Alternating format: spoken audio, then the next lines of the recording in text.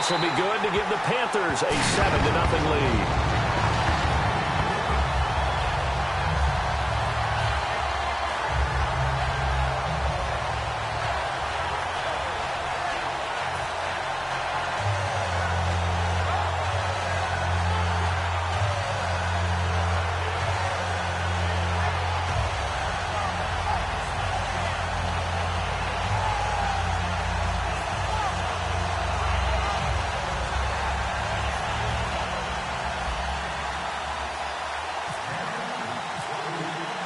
Gano now following the touchdown here to kick it away.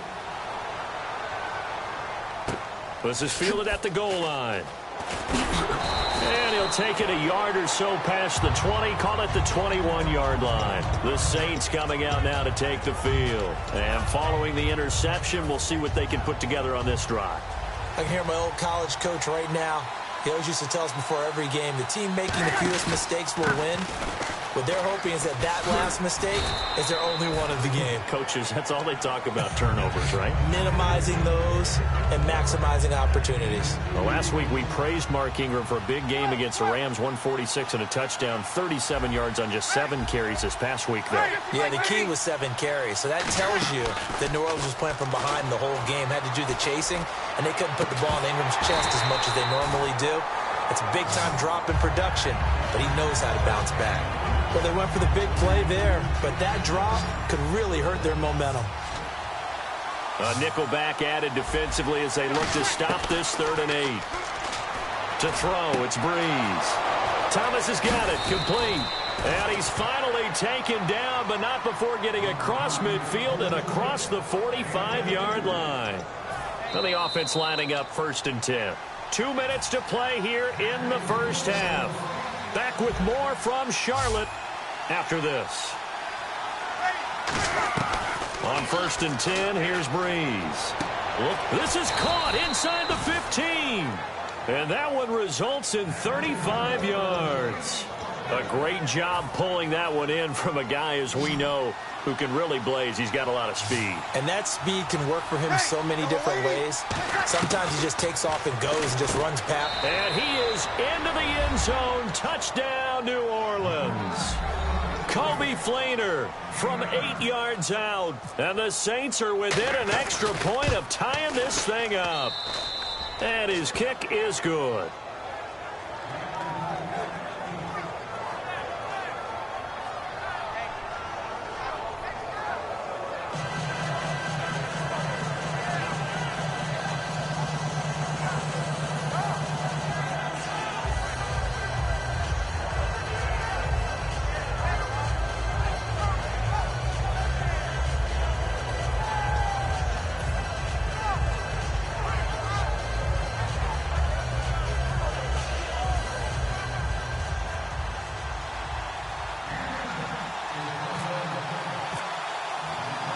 So a tie ball game here as the kick's away. Fozzie Whitaker now on the return. And a nice return sets him up pretty good here at the 30-yard line. Carolina getting set to take the field. And that last drive, a long drive, but not just that. They had a great air attack going. Do they stick with that?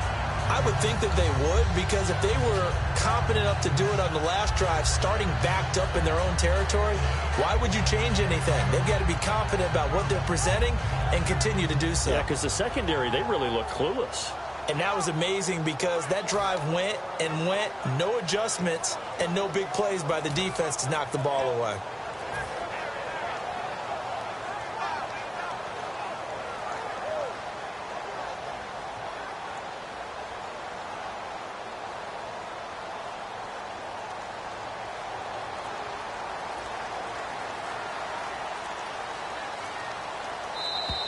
Now problems right out of the gate. We're going to get a delay.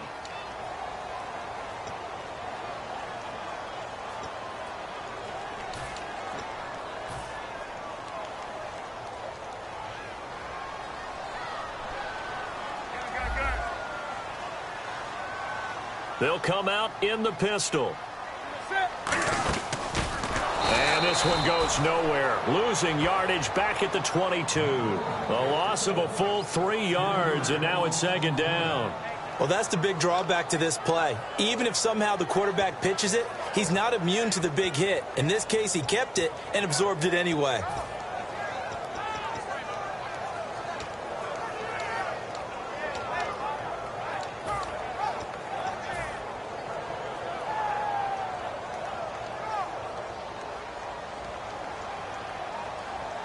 One receiver left, 2 to the right. On second down, here's Newton.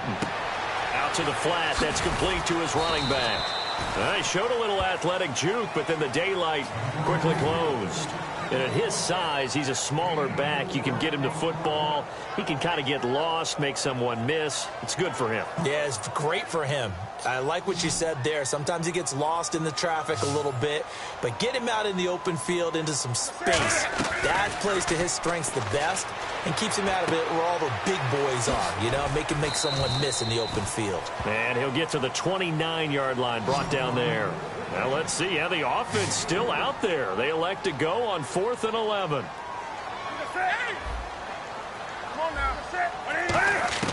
They are going to go for it. It's Newton. Flush to his right. He can run for it, and he will. And he gets this up to the 34 out of bounds there. A surprising move to go for it, and predictably, at least somewhat predictably, it doesn't pay off, and the Saints are going to get it back and in great shape.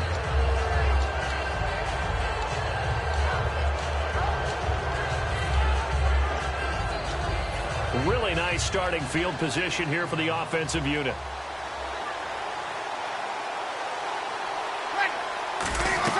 Throwing on first down is Breeze. Going up top. Got a man, it's Cooks. Touchdown, New Orleans. Brandon Cooks as the first half is winding down. And the Saints have taken the lead. Extra point forthcoming. No, he missed the PAT. No good on the extra point, so a letdown there. And this will stay a 6-point ball game.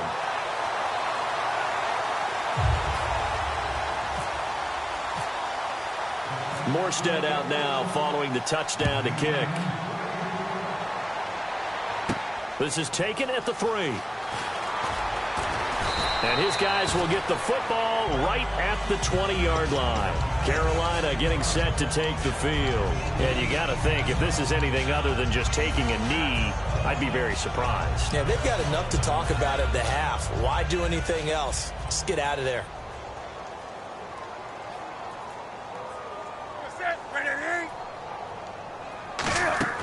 On 1st and 10, Newton. They'll set up the screen for Stewart. And he'll go down just shy of the 25 at the 24-yard line. Now hold everything here. We're going to get a timeout by the offense. So as they take it over, we step aside. And you see the clock almost empty, so this is likely the last play in the second quarter. A final shot before the break. Newton. And he's going to go down. Couldn't get a throw off with the pressure. Maybe that was for the best, as that brings us to the end of this first half of play.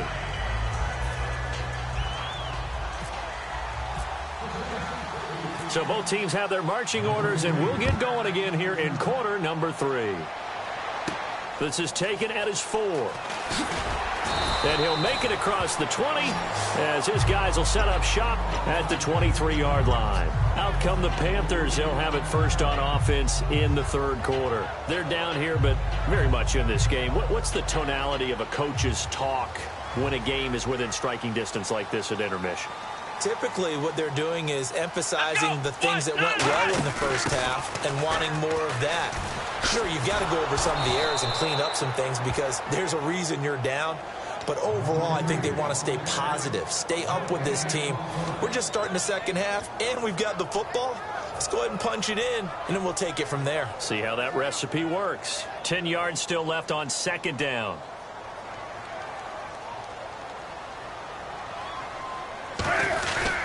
They stay on the ground. This time it's Stewart. And he'll get this one up to the 26. Call it about a gain of 3, and they'll be looking at a 3rd and 7 coming up. You know that old expression, it's not my night? It hasn't been his so far. I don't know if the legs are a little bit heavy. Sometimes having to hang out all day and play doesn't exactly play to your advantage, but it's been a tough go for him. Every time he looks up, somebody's there defensively. That was the same case on that play.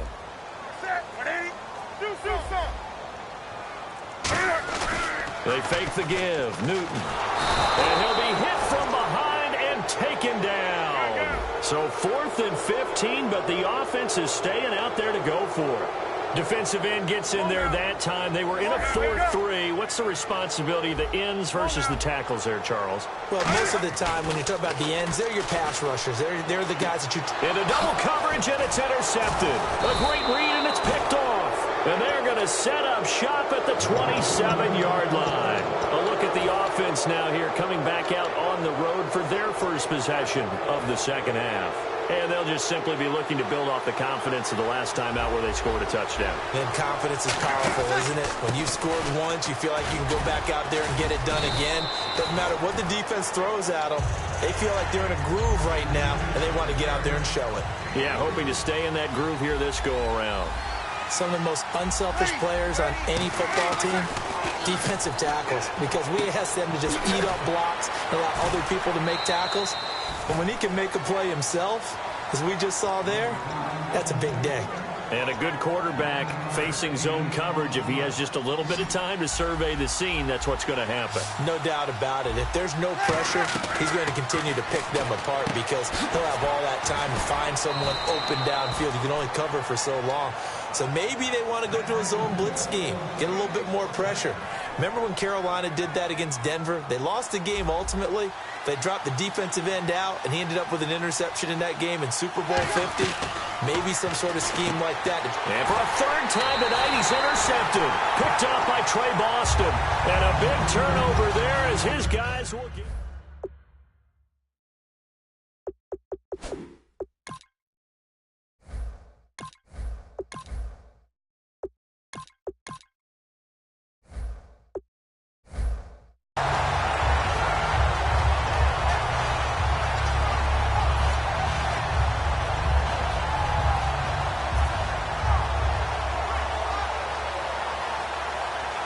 Very tough spot here for the offense to start. They'll start the drive with a run by Stewart. Just a yard on the first down carry, so it's 2nd and 9. That was a really nice play, be able to stack that one up. When they get back in the huddle, he's got to tell his guys up front, great job. They kept people off of him, allowed him to run free, and make the hit on the runner. Filled the gap nicely, kept him to just a 1-yard gain. It's complete right side to Benjamin. 17 yards on the pickup there. The drive will continue. It's a first down. When you're playing a quarterback with some experience and some moxie, you enter the danger zone when you decide to blitz him because if he's able to diagnose as he did on that play, he can hurt you downfield. He reads defenses so well, doesn't he? He really does, and the best part about that play for him, I don't think that was his primary target. I don't think so either. I think he had the read, figured out where the blitz was coming from, and went to a secondary target for a really nice game. Paul Kruger there to bring him down. Looking to speed things up here, going with some tempo. This is Stewart. And the big boys up front, they're going to stop him right at the line. They'll lose a yard, and it brings up 3rd. And yet again, this run game just continues to be completely shut off. Completely stymied. I mean, they're trying to get some consistency, trying to find places to roam. They just haven't been there throughout this game. And what they're challenging here is the spot of the ball, and this is probably the hardest challenge to win. So difficult because the speed of the game, the angles of the cameras, your angle from the sideline watching the play can often fool you into thinking that the ball should be placed in a different spot.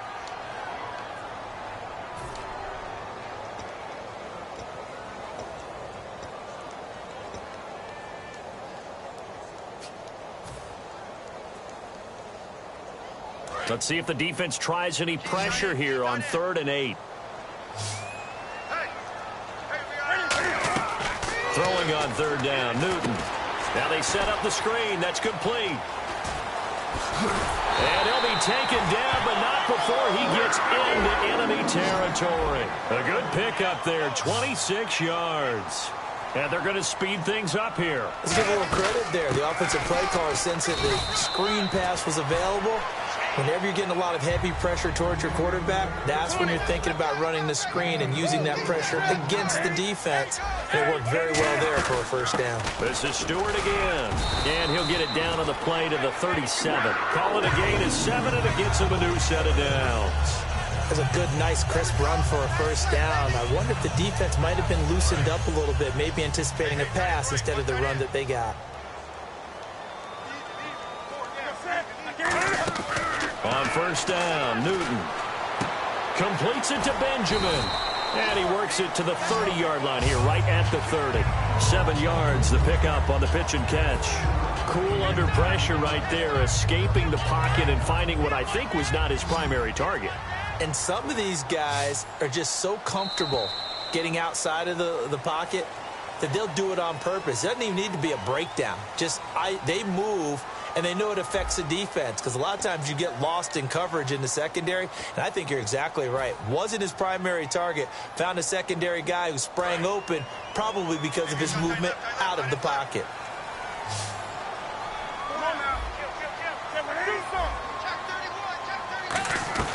Here's Newton now on second down. Over the middle here to Brown. And he'll go down here right around the 23-yard line. Well, clearly one of his advantages as a passer is his height. Sit back in the pocket, fired over the middle. That makes things tougher defensively, doesn't it? It really does, because your goal is to move the quarterback off his initial spot when he gets his drop back completed. But when you have that type of height, he can stay in there. If he's willing to take the hits and just fire over the top, which saves him time and actually completes a play a little bit quicker than it normally does for a quarterback that has to slide and find open space to throw. On first down, it's Newton. Man open left side is Brown. And hit behind the line. He lost the football. It's loose. Now the Saints offense, they get ready to go back to work here. And 3 interceptions in this game. And I would have to think, I wasn't a quarterback, but number 4 is kind of, you're like, oh, man, I can't throw forward. No, what's interesting is, what do the coaches decide to do now? Having thrown 3, do you alter your offensive strategy? Do you take the ball out of his hands and maybe turn to the running game? Or do you have that supreme confidence that he's going to turn things around? We'll see what they do. On second down, here's Breeze.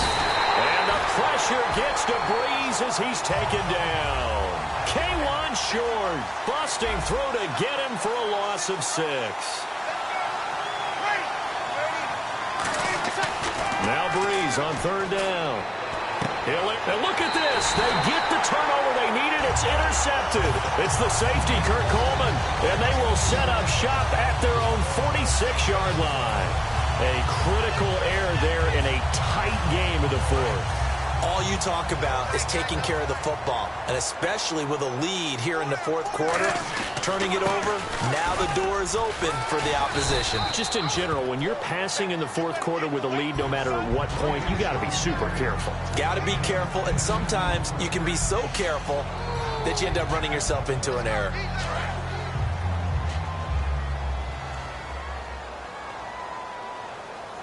They come out here in the eye.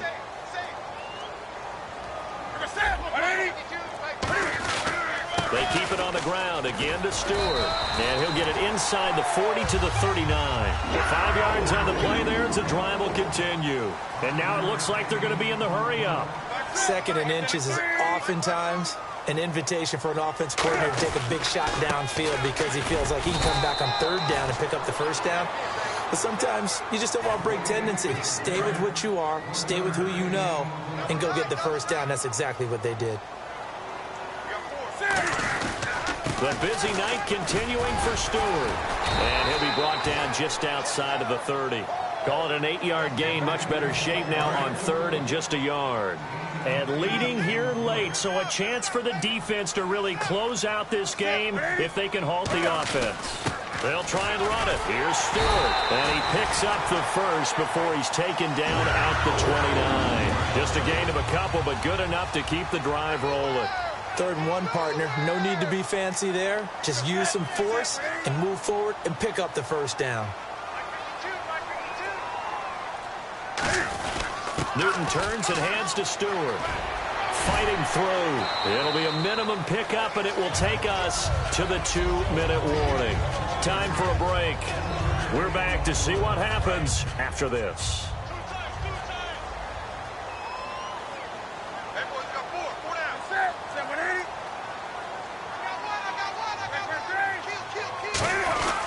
Jonathan Stewart, his 20th carry. Oh, no, he lost the football. Well, that simply is a missed opportunity. They're in position. If they take the ball downfield and score, they got a chance to win the game. Instead, they cough it up. I don't think next week at practice is going to be a whole lot of fun for him. On the other side, no bigger time to force a turnover when you've got that small lead. Yeah, and when you look at it from the offense's perspective, taking care of the ball is so important. I know they're going to have all kind of ball security drills in practice all next week. In on the tackle there, Luke Kuechly.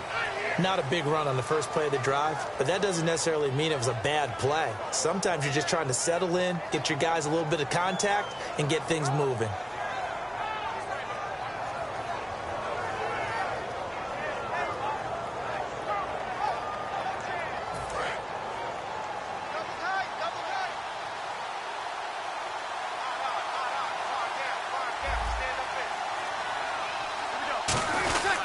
Second down, Ingram. Only a gain of a couple there. That leaves them needing about 7 here on third down. Well, I think we know the Panthers are going to take another timeout. That'll be their second, so one more chance to stop the clock here, and we'll be back. They come out 5 wide, 3 of them to the right side. Now Breeze. He's going to sling this deep downfield. And incomplete. He can't hang on. Would have been a nice catch. Instead, it brings up a 4th down. One thing I know from experience is that when the deep ball is thrown and you're the defender, you've got to fight that little bit of panic that emerges. You've got to play the ball really well. It's a 50-50 jump ball play. And guess what? They took a shot. How are you going to win it? And in this case, they managed to get it done. The Saints do snap it. It's Breeze. He goes underneath to Ingram. And he's going to have the first down as he's marked down just shy of the 20. It'll be a pickup of 10 yards. And they're able to pick up the conversion here on 4th down. And the D looking like they may blitz.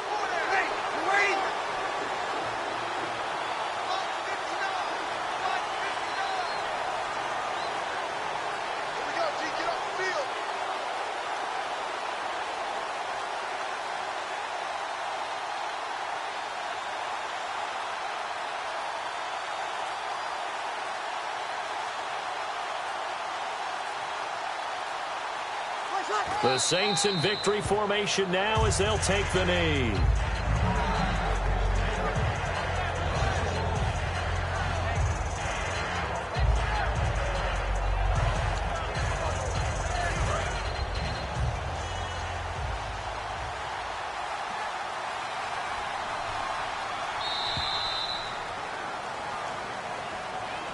A recent memory, the Panthers have made Uptown Charlotte a very tough place to come into and get a victory, but they were able to get that done in this one. Not an easy task. In their sprint to the Super Bowl in the 2015 season, they didn't lose a game in this stadium. So this is a monumental achievement to roll in there and beat the Panthers.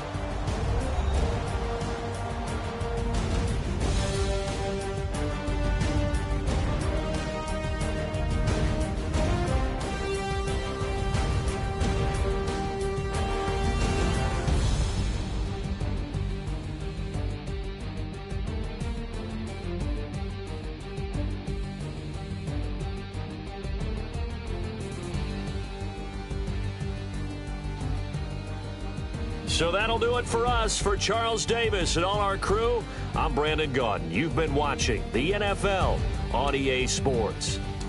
From Charlotte, good night, everybody.